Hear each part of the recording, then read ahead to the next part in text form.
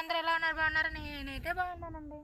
పొలం దగ్గరికి అయితే వచ్చినాను. పంట పెట్టినంత వరకు ఒక దిగులు, ఇప్పుడా అనిపిస్తుంది. పెట్టినానికి ఎంత దిగులు అంటే చెప్పలేమండి అస్సలు.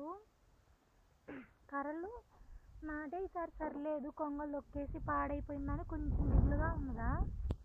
దిగులుగా ఉన్నింది. అది చాలదు అన్నట్టు నైట్ అయితే చూడండి ఏం జరిగిందో. పందులు వచ్చి పడ్డాయండి పొలాలలో. అయితే కొంచెం అంటే కొద్దిగా కూడా లేకుండా మొత్తం తవ్వేసి అయితే వెళ్ళిపోయాయి. ఏమన్నా ఉన్నాయి అసలు. ఎట్టుందిలే బాధ అలా ఉంది. ఎందుకో అంటే మొన్న పిండి చల్లానండి 2 రోజుల క్రితం. పిండి, యూరియా, పాస్పేట్, గంటగులు అన్నీ కలిపేసి అయితే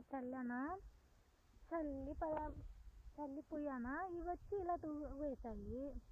మనమేమో చల్లేసి వెళ్ళాం, ఓకే బాగానే ఉంది. ఇలా వచ్చి కైల నిండా నీళ్ళు పడిపోయి ఇంకా అలాగే ఉంచడానికి అవ్వదు. బయటికి అయితే వెళ్ళగొట్టాలి. పోసిన పిండి అంతా ఇంకేమవ్వాలి, అన్నీ నీళ్ళల్లో కొట్టుకొని పోవాలి కదా. ఏం చేద్దాం, ఆ కర్మ టైం ఇలా ఉందండి రైతుల పరిస్థితి. అయితే బాధే, చిన్న బాధ కాదు. ఓకేనండి, అంతా జనం అయితే పైగా కట్టేసుకోవాలి, లేదంటే ఇంకా పడుతూనే ఉంటాయి పొలం మీద నీళ్ళు వచ్చేసి. ఓకేనండి.